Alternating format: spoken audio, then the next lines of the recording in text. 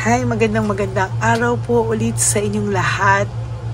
Ako po ay hindi makatiis at ako po ay magbibigay pa rin po sa inyo ng 4th reading of the day. Pero isasabay ko na po ang lahat ng uploads. I hope po na mapanood nyo po lahat. Hindi ko na po ito iisa-isahin ulit.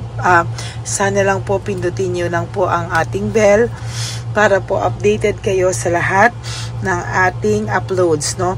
Ang ating 2nd, 3rd, and 4th reading po ay mapanood nyo po kahit sabay-sabay ko po silang in-upload, no? For the meantime po, ang gusto ko naman pong gamitin na yung ating Pink Lover Oracle. Titingnan po natin ngayon kung ano po ang makikita po natin sa ating 4th reading of the day. I wanna see kung ano po ang nasa isip po ng taong ito ngayon. At talagang ito pong taong to ay nakakaramdam ng matinding dagok sa kanyang buhay sa 2nd, 3rd natin. Tingnan naman po natin kung ano po ang current feelings ng taong ito. I will make it talagang titingnan at babasahin po natin, but this time I will just choose and random na lang po ang ating gagawin. Okay? So, tingnan po natin kung ano naman po ang makikita na po natin dito po sa ating 4th reading of the day. For the meantime, buksan na po natin ang ating mga kandila. Yun po, no? So, po napanood nyo na po yung 1st, 2nd, 3rd ngayong araw na to bago po kayo tumalon dito sa 4th reading. And of course, sana po wag kayo lumaktaw, no? Panoorin nyo po, kakita nyo naman po ang pagmamahal ko sa inyo kahit ako po ay pagod na pagod talaga at talagang may pinaghahandaan po ako, ay andito pa rin po ako sa inyo, no? Talagang ganyan ko po kayo kamahal, no? Talagang sa nakikita ko po ay talagang gustong-gusto ko po kayong basahan. So I really hope na napanood nyo po at panoorin nyo po yung 2nd, 3rd, 4th reading. 1st, 2nd, 3rd, and 4th reading. Lalong-lalo na po itong 2nd, 3rd, and 4th na sinabay-sabay ko po ng upload, no? Yan. Okay, tingnan na po natin kung ano po ang ating first card, no? Ang ating first card is I regret lying to you, no? Ito pong taong to ay sana daw po hindi na lang siya nagsinungaling sa iyo, no? Maybe this person talagang nanghihinayang po siya sa mga nabitawan niyang salita sa iyo. Talaga pong nagsisisi siya sa mga kasinungalingan, sa lahat ng mga istorya pong naimbento niya, no? Talaga po siya ay nagsisisi at talagang dala-dala niya po yung bigat ng kanyang pagsisinungaling. Dahil daw po dyan sa kanyang pagsisinungaling ay nasira daw po ang tiwala mo sa kanya at sumunod na daw po ang lahat mo. Talagang dahil daw po dito ay talagang nawala po ang tiwala mo sa kanya at unti-unti na pong nasira ang inyong relasyon, no? Alam niya po na siya po ang may kagagawan ng pagkasira po ng inyong relasyon, no? I know that I crossed the line with you. Talagang ito pong taong to ay nakakaramdam ng siya po ay sumobra. Nasagad ka daw po niya sa lahat ng mga sakit na naibigay niya sa iyo. Sumobra daw po yung talagang pain na nabigay niya sa iyo. Parang hindi mo daw po ito deserve. At talagang naman po talagang siya po ay nakakaramdam ng bigat, no? Talagang nabibigatan po siya sa mga kasinungalingang ginawa niya. Alam niya po na yung alam mo ng katotohanan ay makakrush po siya, parang patay siya, no? Talagang siya po ay ngayon alam niya na po na alam mo na po ang lahat ng katotohanan, ano? At dun po talaga siya natakot, no? Na nalaman mo daw po yung katotohanan, kaya po pinakawalan ka na lang po niya, no? Or natatakot po siya na malaman mo lahat ng katotohanan sa kanyang mga kasinungalingan. Kaya ikaw po ay unti-unti niya pong nilet go. No? Talagang nalaman niya na po na alam mo na, or natakot po siyang malaman mo ang katotohanan sa kanyang kasinungalingan. Kaya siya po ay umalis na lang, no?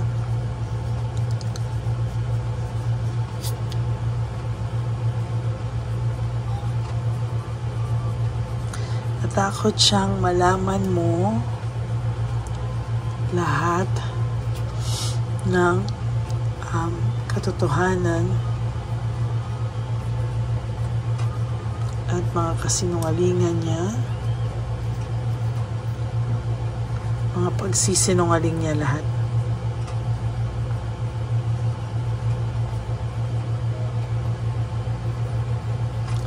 Kaya umalis na lang siya. Hay nako, umalis at tumahimik na lang siya, at umalis at nawala na lang siya.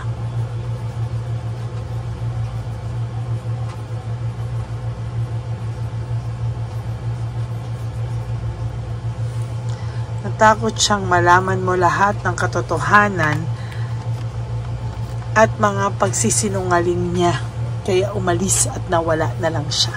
No, parang kesa po malaman mo na yung buong katotohanan, siya na lang po yung umiwas, umalis at nawala, para kahit daw po anong mangyari, nauna na po siyang umalis sa'yo.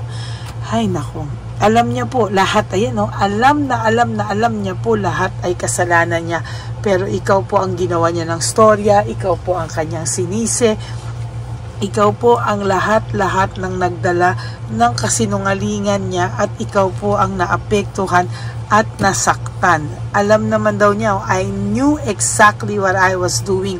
Alam niya po na hindi ikaw ang may kasalanan. Alam niya po na hindi ikaw ang may kagagawa niyan kung hindi siya. Alam niya po naging mabuti ka. Alam niya nga po na yung ginawa mo po sa kanya ay wala pong kahit sinong makakagawa sa kanya niyan.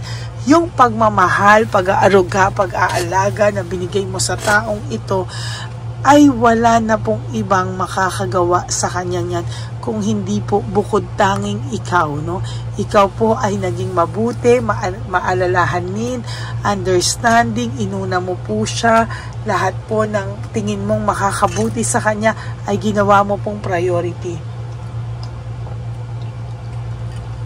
Pinaikot mo po ang buhay mo sa kanya, kaya ngayon na nawala siya at nasaktan ka, para ka pong trumpong ikot pa din ng ikot nung siya po ay nawala, no? At nasaktan ka po. Buti na lang po kahit papano ikaw po ay nakaka-recover na kahit papano.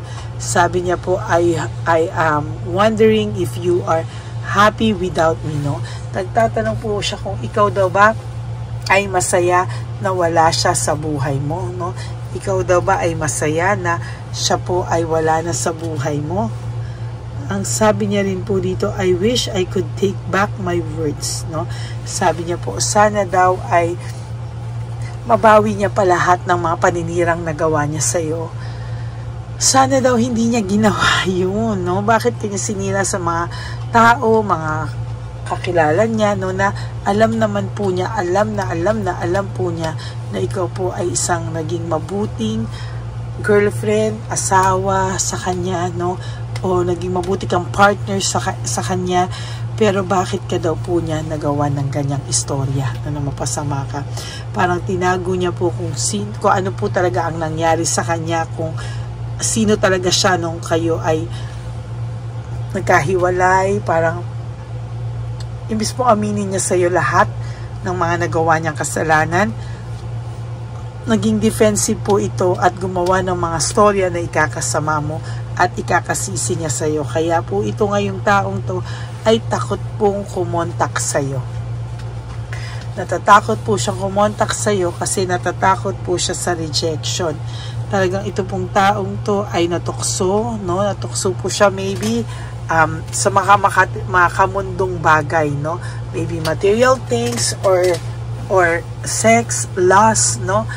Or talagang sinadya niya po kasi, hindi naman siguro hindi niya sinadya, pero still it's a choice na po na ginawa niya, no? Siya po ang nagdesisyon pa din, siya pa rin po ang gumawa, so this is still a choice na kanya pong ginawa, no? Iniwan ka po niya bago mo siya maiwanan, ano? Iniwanan ka po niya nung makita niya po na talagang iniwan mo siya. Kung iiwanan mo daw po siya, mauna na lang po siyang iwanan ka, no? Ayan po ang nakikita ko. Sabi niya, ngayon ay sinasabi niya lang na siya ay busy sa work, pero talaga pong itong taong to ay talaga pong nakakaramdam ng matinding depression sa ngayon, ano? Talagang sabi niya po, siya po ay nawala sa sarili niya, no? This past few months, weeks, days, no, na siya po ay parang nawawala pa rin hanggang ngayon sa kanyang sarili. Hindi niya po alam kung ano po ang nangyari sa kanya, para ba siyang naengkanto o ano man ba yan, pero para raw pong hindi niya na rin kilala yung sarili niya, at parang siya mismo po ay nakakaramdam ng para po siyang nawala, para po siyang hindi niya sarili, no? At hindi niya po din maalam-alam kung bakit niya po nagawa sa iyo yan, ano? Sabi niya nga po sa sarili niya, I lost myself for a little while, no? Sabi niya po, siya po ay nawala ng parang bula sa kanyang sarili, na siya po mismo ay hindi niya po maintindihan kung ano po ang nagawa niya sa sarili niya. Sabi po, natapunan ito ng asin at ano. Ayan, no? Hindi niya po alam kung ano po ang nangyari sa kanya, para po siyang napasukan ng kung sino mang Poncio Pilato dyan, at nagawa niya daw po ang mga bagay na ito na hindi niya rin naman daw po alam kung bakit niya daw po nagawa sa iyo. No?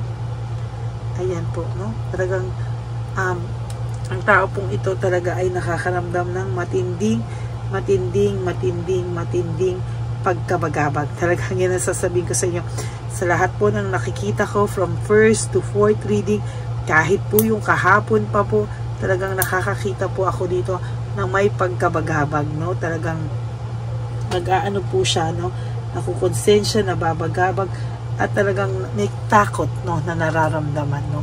Siya po ay nakakaramdam ng matinding takot, no, na malaman mo lahat, no, ng kanyang mga tinago sa iyo. At kapag yan ay nalaman mo, iiwanan mo rin naman daw siya. Kaya ginudge ka na po nito, no? Siya na lang po yung umalis, umiwas, at talagang iniwanan ka, no? Kesa daw po malaman mo pa at talagang maiwanan mo pa siya, no? Kaya yan po ang nakikita ko talaga, no? For our, yung reading na to ay talaga pong nakikita ko na may pagkabagabag po talaga. Itong buong araw na to, nababagabag po talaga siya, no? Talagang hindi po siya natatahimik, no? Talagang yung pagkabagabag niya po ay hindi niya po maiaalis talaga, sa totoo lang. Sabi niya po, ayan, you were the best thing in my life. Ikaw pa rin po ang best thing na nangyari sa buhay niya, and so many things remind me of you. Lahat, sabi ko po sa iyo, hindi po nakakalimutan nito ang lahat po ng naitulong mo sa kanya, lahat po ng lahat po talaga ay hindi niya po maitatago, no? Sa totoo lang po, nang hihina po ito ngayon, wala po itong self-confidence. Sinabi ko nga po sa inyo kanina, nakita ko po talaga ang barahan ito sa third reading or second reading, hindi ko na po maalala, na talagang wala na po itong self-confidence, nang hina po ito at nawalan po ng kumpiyansa sa sarili, no? For some of you, diba, kung ano man po ang yabang nito nung araw, talaga pong ito po ay nawala po yung kanyang kayabangan sa ngayon. Talagang hindi niya po maitatago sa iyo, pero ito pong taong to ay may kayabangan talaga na taglay nung una, no? Pero ngayon po ay unti-unti po nawala po yung kayabangan na yan, at sasabihin ko po sa iyo, nagkaroon po siya ng humbling experience, no? Sa lahat din po ng mga problema niya na feeling niya, siya po ay mag-isa, siya po ay nagkaroon ng humbling experience na hindi niya po maipaliwanag. Kaya sabi ko nga po sa iyo, takot po ito, kaya kanya iniwanan, ano, nag-ghosting or kung ano pa man, kung dahil po natatakot din po siyang malaman mo lahat ng kalokohan niya, at hindi niya rin po kayang sa harap-harapan ay mag-iba yung tingin mo sa kanya, kasi alam niya po na bait ka sa kanya, ang respeto mo po sa kanya ay nandun, tapos biglang all of a sudden malalaman mo po ang kalokohan niya at matuturn off ka sa kanya. Yun po yung tingin niya, no? Matuturn off ka sa kanya, kaya inunahan ka na lang po niya sa mga tao, no? Sad, no? Sad talaga, pero yan po yung katotohanan. Minsan di po siya nakakatulog, kaya hindi ka din po nakakatulog, no? Talagang balisa siya, balisa ka din po, no? Yan po yung nakikita ko. Sabi niya, my life is not as together as it seems. Talagang po siya po ay nakaramdam ng lungkot, no? Pero sabi ko nga po sa iyo, ang tao pong ito talaga ay hindi niya po alam sa mga susunod na panahon. Sabi niya na lang po, I wish things could be different, no? So ito po ay open-ended reading, no? I wish things could be different. Titingnan po natin sa mga susunod na araw anong makikita natin sa reading, because the fourth reading is an open-ended reading, no? Yung last card nyo po ay I wish things could be different, no? Nangangarap po siya na sana iba daw po ang naging ending ng inyong samahan. So we'll see, no, kung ano po ang makikita natin dito sa mga susunod na araw. Pero for now, ayan po ang kanyang nararamdaman. Natakot lang po siya na malaman mo lahat ng katotohanan at lahat ng pagsisinungaling niya, at kaya inunahan ka na lang po niya. Siya po ay nawala, umalis, at iniwan ka na lang po niya, no? Yan po ang ating reading of the day, fourth reading, no? And maraming salamat po sa inyo. And for this reading, can you please give me a like and comment down below, and please click the subscribe button and click the bell para updated po kayo sa ating mga latest na videos, no? Lalo na po ngayon, at talagang sinunod-sunod ko na naman po, and I really hope na sana po ay mapanood nyo na po yung second, third, and fourth reading ng sabay-sabay, no? At dahil talaga naman po, kung tutuusin po talaga, ang third reading na ito po talaga ay, ayan po, talagang sabi ko nga po sa iyo, ay talagang gagawin po talaga natin itong fourth reading. Hindi ko po kayo talaga matiis, so talagang ginawa ko pa rin po sa ayaw at sa gusto nyo. Talagang nagbigay po ako ng fourth reading para po sa inyong lahat. Okay, maraming salamat po, no? At sana po napasaya ko kayo na meron pa po tayong fourth reading of the day. For the meantime po, sana po ay naging masaya kayo sa araw na ito. At talagang ako po ay nagpapasalamat sa inyong lahat for this support na binibigay niyo po sa akin. And for those of you who would like to have a private reading with me, you can message me po at Ladyly Elena. That's Ladyly Elena. Nasa dulo po yan ng ating video. Diyan nyo lang po ako makokontak. That's my only legit and official FB and Messenger account.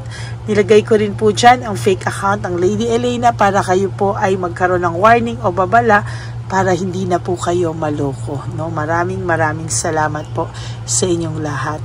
At sabi ko nga po sa inyo, kayo pong mga aking ever loyal, solid at faithful na Lady Elena family ang lagi pong nagpapalakas ng aking loob, nagbibigay ng inspirasyon. Kaya ako po ay nandito araw-araw dahil alam ko po na pinapanood nyo ang aking readings at inaantay nyo po sa araw-araw. Kaya hindi ko po kayo kayang biguin.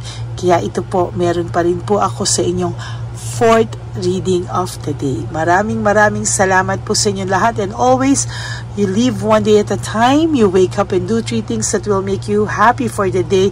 Prioritize yourself, love yourself, because self-love is still the best love of all. And always be grateful, no, na tayo po ay buhay pa, healthy, at talaga pong binibigyan tayo ng biyaya sa araw-araw. Meron po tayong panahon na baguhin ang ating mga kasalanan at tayo po ay makapagbago at makabawi sa ating mga kasalanan. Maraming salamat po sa inyo, and may God bless you all. At talagang mahal na mahal ko po kayong lahat. And sana po ay wag po kayong malulungkot, ha. Kayo po talaga ay aking laging bibigyan ng reading kahit nasaan pa po akong lupalop ng mundo. And also, you also have to realize that life is so short. Don't make it shorter by stressing yourself from all the pains and heartaches na binigay sa inyo ng kahapon. Just surrender everything to the divine universe and just let go and let God write your life and love story. Ako po ay magbabalik for our first reading of the day tomorrow, but sana po ay mapanood nyo muna po ito lahat bago po ako magbigay ulit ng reading of the day, kasi gusto ko pong mapanood nyo lahat, give you enough time to watch this, and talaga naman po sasabihin ko po sa inyo talaga na ako po ay masayang nagbigay sa inyo ng fourth reading of the day. Kaya ako po ay magpapaalam na at maraming salamat po sa inyong lahat. God bless you all po. Bye! Okay, update po, may nagpanggap pong subscriber natin na siya po ay magpapahula sa fake na Lady Elena, kaya ayan, hinihingan po siya ng $80 at ang cell po niya ay nabigay at nakuha. Ang pangalan niya po sa cell ay Julian Albert, no? Siya po ay may cell account din, kaya mag-iingat po kayo. Ayan po, no, kung sino man po yung scammer na Julian Albert na yan, no, iinsensuhan po natin yan para siya po ay makonsensya. Kung wala man po siyang konsensya, at least po bumalik sa kanya lahat po ng kanyang ginagawa, at maling-mali po yan, ano.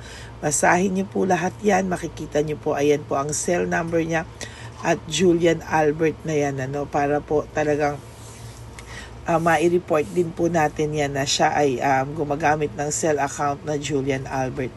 Mag-ingat po kayo, ayan po yung number niya, ayan po yung pangalan niya.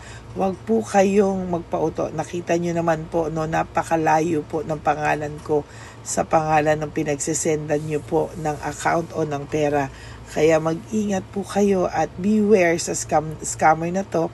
At talagang ayan po, pinost ko po ang kanyang pangalan dito para maging babala po sa inyong lahat. Maraming salamat po.